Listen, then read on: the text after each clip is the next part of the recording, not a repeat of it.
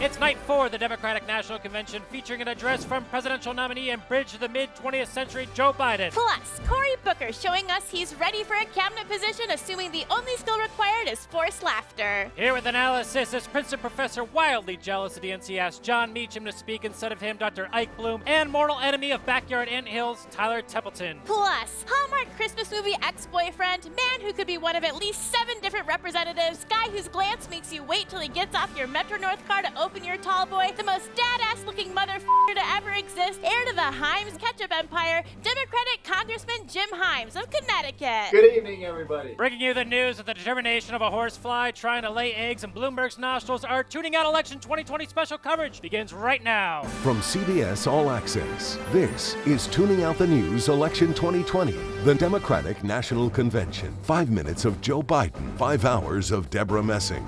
Well, I just thought that was an amazing convention. Montages, music videos, and non-monologues just might lead the Democrats to victory here. Yeah, I have to say, though, there were way too many Tammys for me. If there's more than one Tammy in my book club, I throw my Chardonnay at the wall and escape out the balcony. Don't blame you. I'm co-anchor with string lights in her car, Kylie Weaver. And I'm co-anchor and billiards master, unless the stick is weird, James Smartwood. Tonight, the moment we were all waiting for. Joe Biden getting through his entire speech without telling a winding anecdote about a bike chain fight with the local barkeep. We'll choose hope over fear, facts over fiction, fairness over privilege.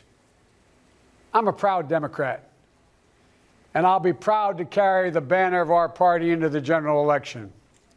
So it's with great honor and humility, I accept this nomination for President of the United States of America. Wow, he accepted the nomination so a woman wouldn't have to. That is called allyship, honey. You know, I found this very inspiring, and it made me believe in the idea that this convention might soon be f***ing over with already. Congressman, do you think tapping into a fantasy where America chooses hope over fear is going to connect with voters, or are we more about realism these days? Well, I sure hope so. I mean, having lived these last 3.5 years with fear and darkness, I'm ready for something different. I'm ready for the optimistic vision that Joe Biden offered us tonight. You know, I gotta say, this was a satisfying ending to a very suspenseful week. Biden kept us on our toes as to whether he was running as a Democrat or a Republican. Tyler, yeah, a real president doesn't humbly... Hold on, I want to hear what he has to say. A real president doesn't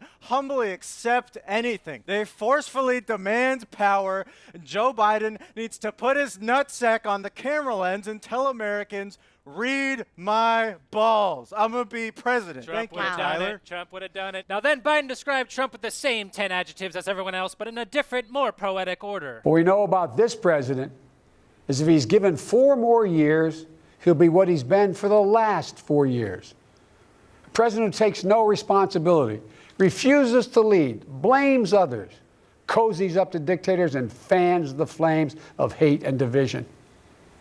He'll wake up every day believing the job is all about him. Now, old Joe Biden might get some Pinocchio saying Trump wakes up every day when his amphetamines often keep him from sleeping for days at a time. Now, Congressman, I have to ask. So the job of the president is to work hard, stay off Twitter, kill people, and be on TV every day. Is Joe Biden up to the job? Well, there was a time when the job of the president was actually to lead the country, right? To inspire us, to come up with ideas that were actually about all of us. I understand we've gotten used to this idea that the job of the president is to wake up at 11 o'clock, watch a lot of Fox News, and do whatever else it is that Donald Trump does. But we can go back to an era when our president actually got started pretty early in the morning and actually thought of stuff that could help the country. And I think you'll agree that this was a big moment for Biden. I think he equaled or surpassed his tour de force performance at the Anita Hill hearings. You know what? Why should Trump take responsibility? Just because he's the president? It's the voters' fault that someone becomes president in the first place.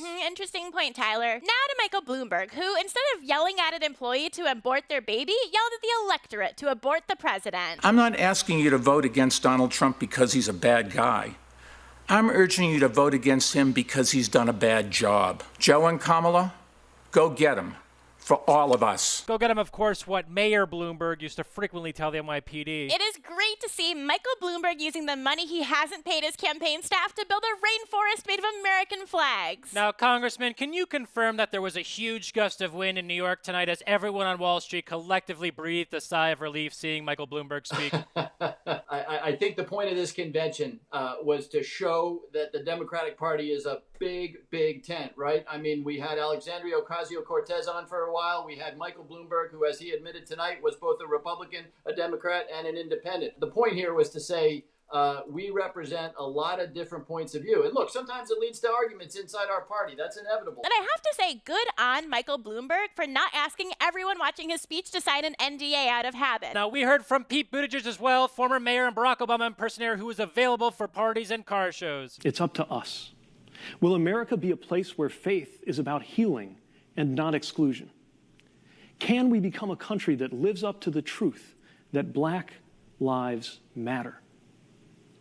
Will we handle questions of science and medicine by turning to scientists and doctors? I mean, good for the DNC here. Show how much soul Joe Biden has by showing someone utterly soulless like Pete Buttigieg. You know what? This Buttigieg guy freaks me out. We gotta let him be president of something or he'll do some bad shit.